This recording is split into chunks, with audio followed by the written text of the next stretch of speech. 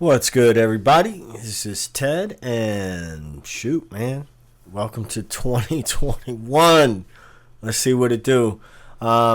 Today, doing another beat recreation. I'm actually recording this in 2020, but I figure I won't put it out until 2021.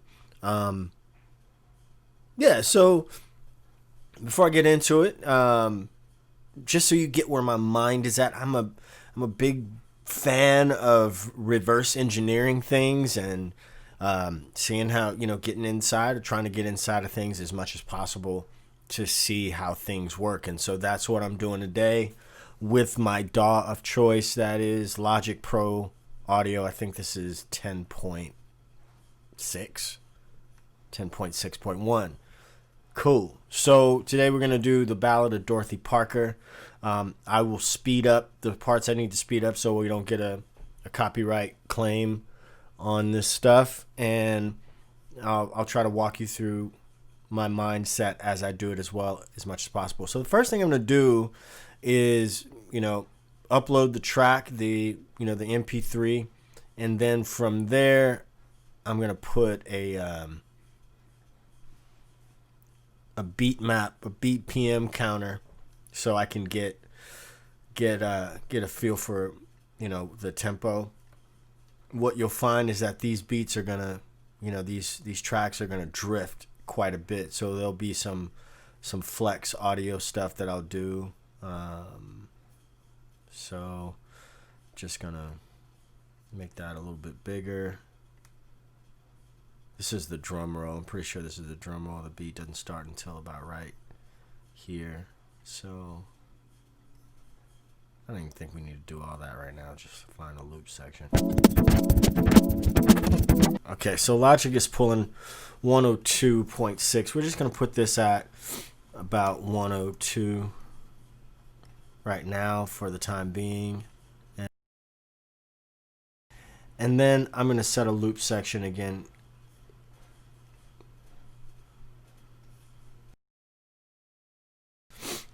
Still giving me 102 point something. So let's see, can we do that? It's gonna take it to 103. Let's see if that's closer. That's close enough to get us there. I'm also gonna turn on the flex time on this track, so while I'm working, we can kind of keep it tame a little bit. So, and I may have to do some chopping in some places, but we're going to go section by section. I'm going to take out all the synths I have here. So what I did, just to review, drag the track in, set the, gotta read on the BPM and then line that track up in Logic, then put on flex time so that I can, so when that track drifts a little bit, we can kind of keep it tame and keep it in the pocket. I will have to, again, probably do some cutting some. So the next thing that I'm going to do is I'm going to start setting up my sounds. I'm going to start setting up these LinnDrum samples. All right. Yes, I do blur out some of the stuff. And that is just me being, like, I don't want to let everybody know everything I'm using. You know what I'm saying? Some things you just got to keep to yourself. And I hope no one takes offense to that. But, yeah. So, I said what I said. But thank you for watching. So, let me go on and set up and answer my phone. What's interesting to me here, I'm going to set up create a pattern region right here. What's interesting is that at first it sounds like,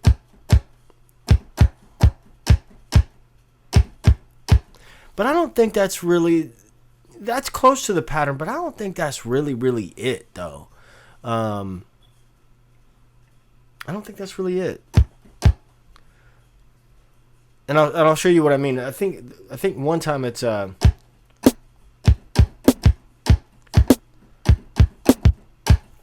I'm gonna try to get as detailed as possible.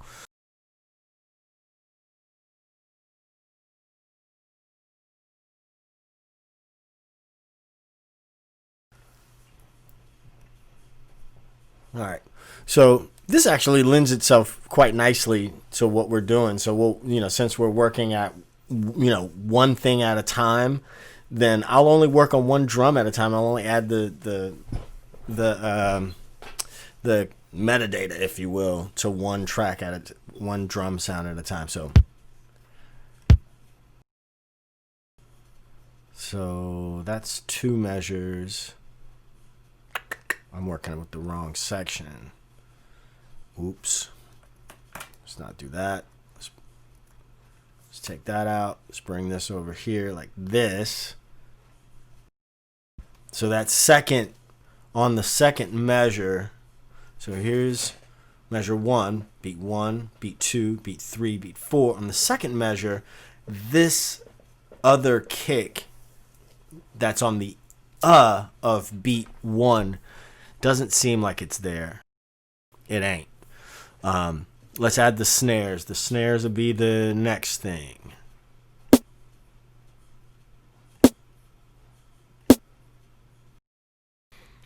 Okay, so I'm going to, right now, I'm going to mute the track. So you guys obviously saw me speed up through that part. I'm going to mute the track and just play the drums as I have them right now.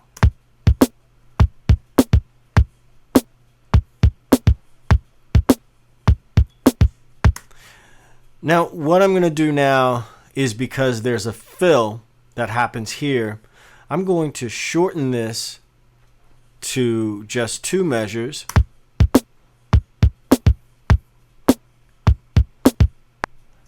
And then copy it.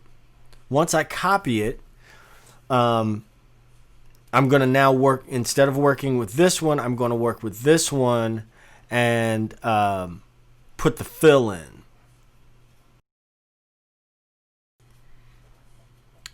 I'm thinking maybe on the second one it is the velocity is lower. So let's see. I wonder how much of that Prince programmed and how much he actually played. To the best of my knowledge, and you're going to always hear me say to the best of my knowledge, because I don't know. I wasn't there. To the best of my knowledge, he did sometimes just play. Just play the drums in. So let's check this out. This is the second half where the fill comes in. I haven't put the fill in yet.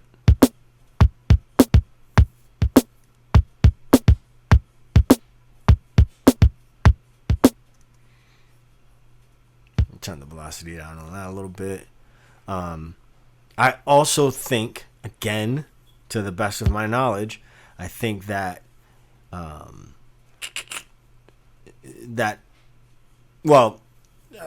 pretty sure about this, that the LinnDrum sounds were also triggered by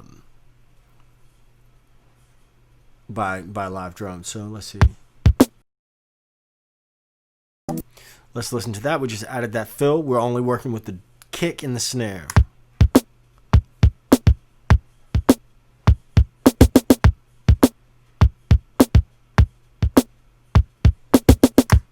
Okay, now let's go back to our let's go back to this first part, which I really should have did before I started tweaking that second part. I should have gotten all the basic elements in the pattern, so that's my bad for that. Let me go back and do that right now. The next thing I hear that really catches my ear is going to be the tambourine sound. So again, we haven't done anything at all. I've got that set on F sharp 2. I haven't done any sound, like any EQ or effects or nothing on here. So we've got just an 8th note pattern.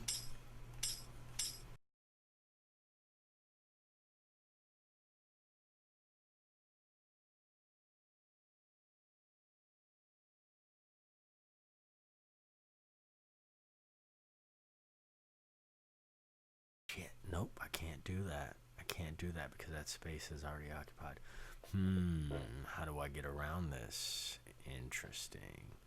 Damn it. I'm going to have to use that as a... Okay, so the problem that I've run into, if I'm going to use the Logic step sequencer, is that when I choose these MIDI notes, I won't be able to use... I won't be able to do a different pattern. So, like, I have this hi-hat pattern, and then I was going to use the same sound with a different pattern. Wait a minute. I can do that. I can do that. I'm tripping. No, I can't. I can't because those sounds can't occupy, like, two different rows can't occupy the same MIDI channel. So it's got to be like that. So what I'm going to do is I'm going to change this to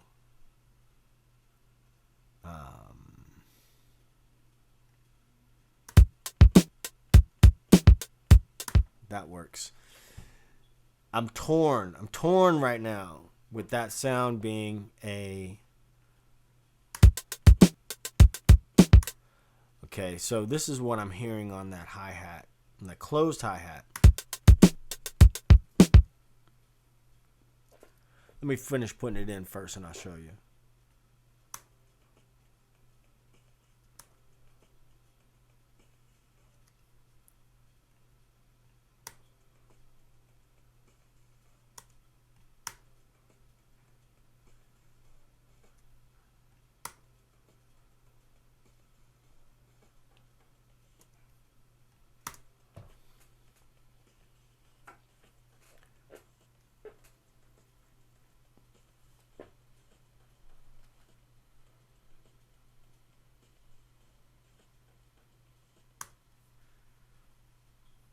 So we've got that open hi-hat sound. I've got that on A sharp 1. Let's mute this. So obviously we gotta close those hi-hats.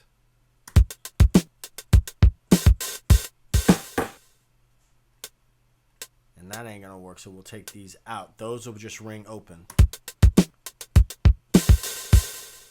That one will close.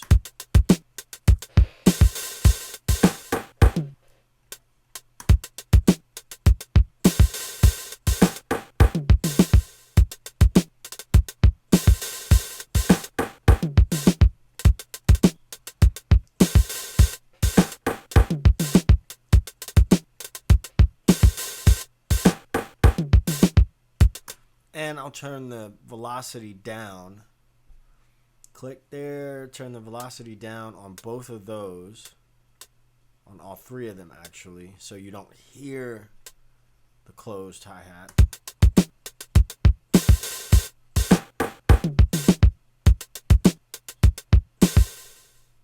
There should be a hi-hat up there.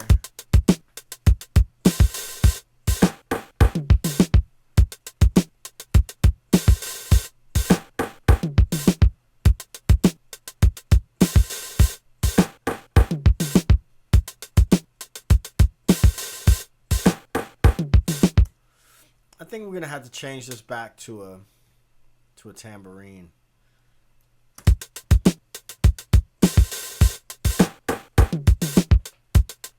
That makes more sense that it would be a tambourine now that I put that other hi-hat in.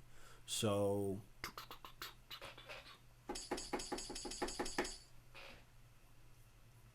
let's just go on and do what we do and put it there.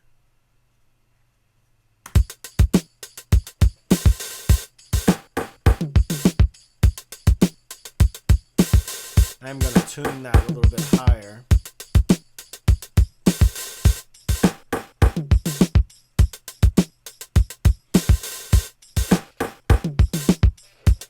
So we haven't put any reverb or anything in there yet. It's just dry. It's dry. It's dry. It is dry.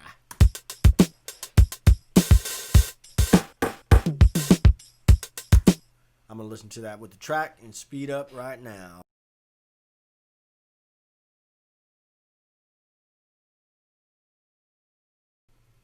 Okay, instead of tuning the kick drum right now, I'm actually going to just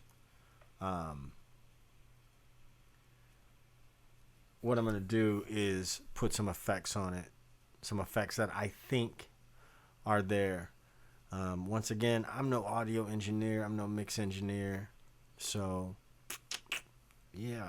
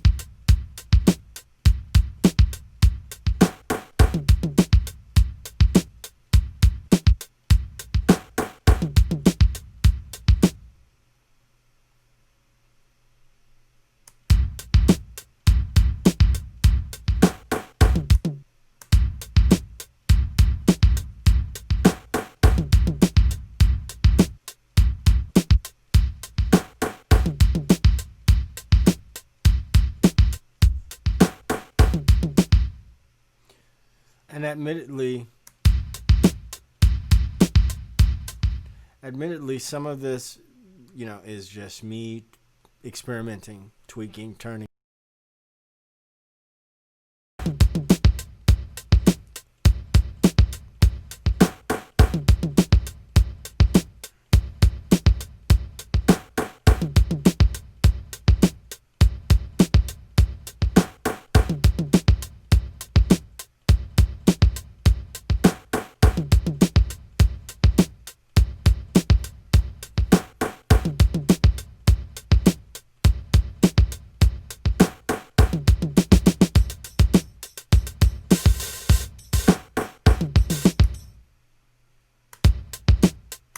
So what I should have done here in these two patterns was change this back to a tambourine sound. Because that's what I think it is.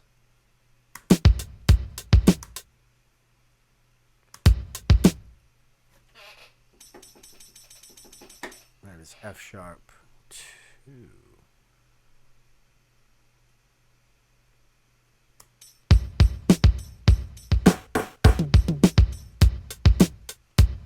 And we got to do the same over here as well.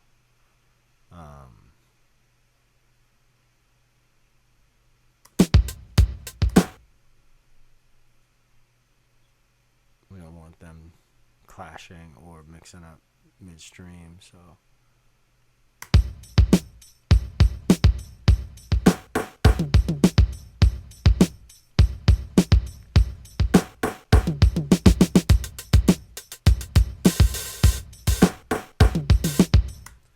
Okay, so now let's go to the mixer, turn those top things down a little bit. So take the hi-hat down a bit.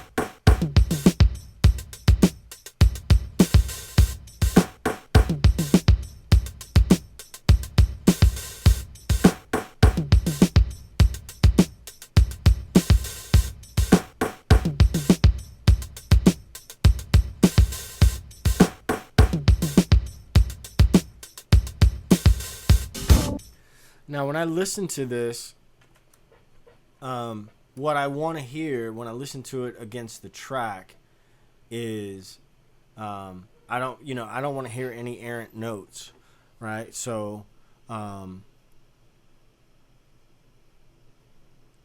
listen to it. I'm listening to it over and over again with the actual track, and it should all line up just perfectly.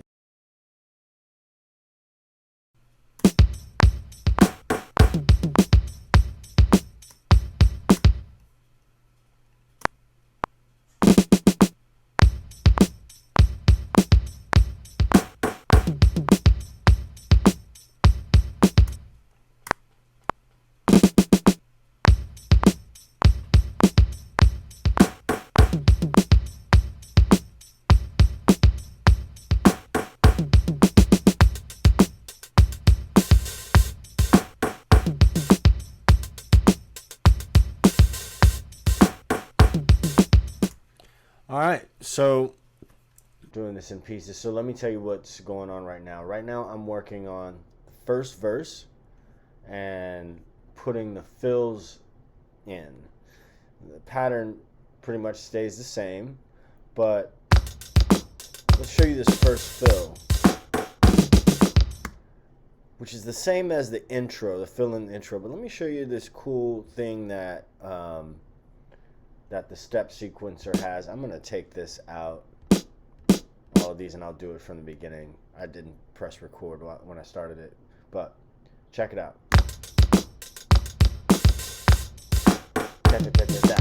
Okay, so we have 1E and or 3E and a 4. So what I did there was, there's a lane here on Logic on the step sequencer that says note repeat. So I just put in a triplet there. I'm also going to turn the velocity down, give it a little bit more of a human feel, as much as I can with what we're working with. But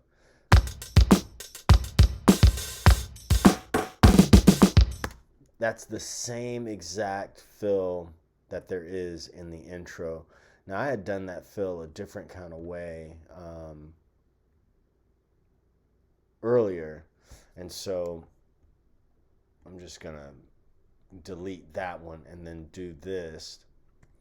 I'll show you why I'm doing that in a second, because really I just want this. I want one measure of this, so it'll be. I'm going to take that and slide that all the way to the beginning. No, let me delete everything that's there first. Whoops. So we'll copy this and then delete that and put this guy right in the beginning. Now, if I put that right in the beginning, I also am going to need to delete everything else that's in the pattern, because all I want is the snare roll. So I'll clear this row, clear this row, this one here, I'll clear this,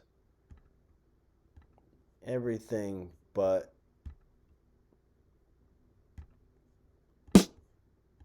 that snare roll on beats 3 and 4.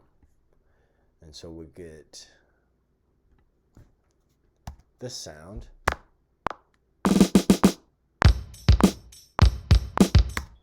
Right?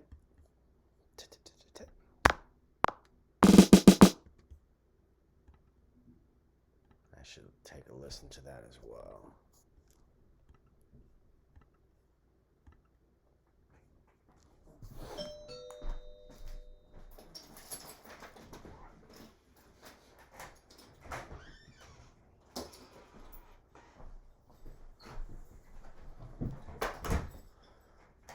Hang on a second, okay?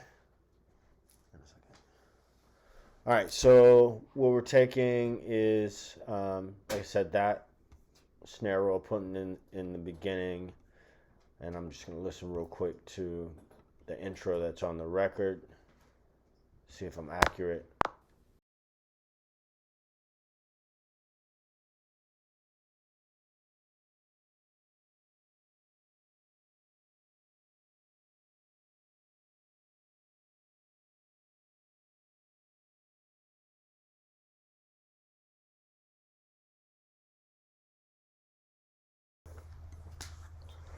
All right, y'all. So I just put, put the arrangement together. Still haven't like dug super deep into the effects and all that stuff. I think the tuning on the drums sounds pretty close, and also all the fills and the breaks are in the right places and stuff like that. If you have any questions about some of the functionality in the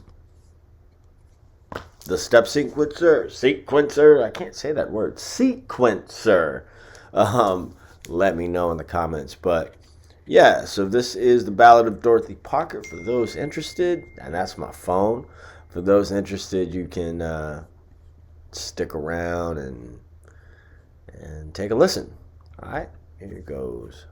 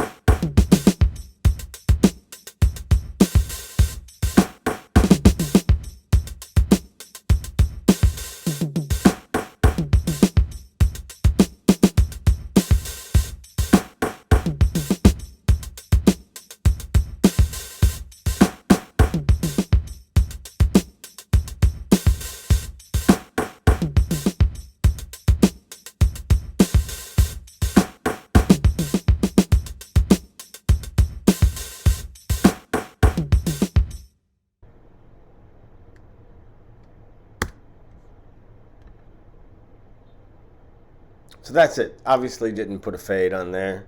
Real interesting to hear these really cool drum parts and get into the inner workings. It really builds out excuse me, really builds out my your ears are like muscles, man. You gotta work them joints. So yeah, it's kind of a cool exercise. Keep the ears working.